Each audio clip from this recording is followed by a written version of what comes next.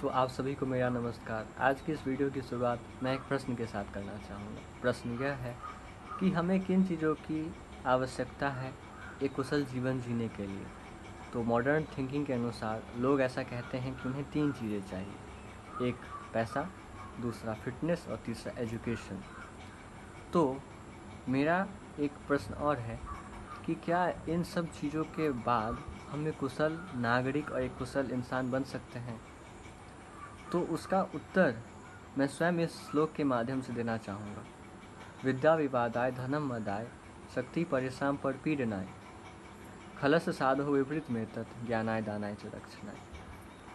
तो यदि मेरे पास विद्या है, ज्ञान है, शक्ति है और लेकिन फिर भी मैं अगर दुर्जन हूँ, तो मेरे दुर्जन होने की वजह से वह पैसा, वह शक्ति और वह धन मुझे कभी भी एक कुशल नागरिक नहीं बनने दे सकता है, क्योंकि मेरे विचार सही नहीं हैं। एंड मैं उस धन का और उस शक्ति का, उस विद्या का दुरुपयोग करूँगा। मैं उस धन से मद करूँगा, मैं उस विद्या से लोगों के बीच विवाद खड़ा करूँगा और मैं उस अपने शक्ति से लोगों को कष्ट दूँगा।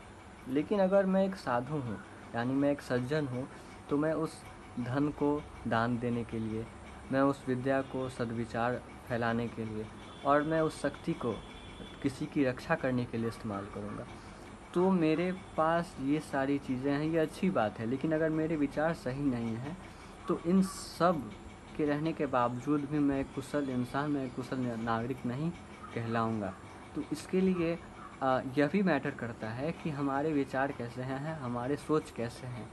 हम अपने आस पड़ोस के लिए, हम यानी कि हम अपने समाज के लिए कैसा नज़रिया रखते हैं, कैसी हमारी सोच है, यह भी बहुत मैटर करती है।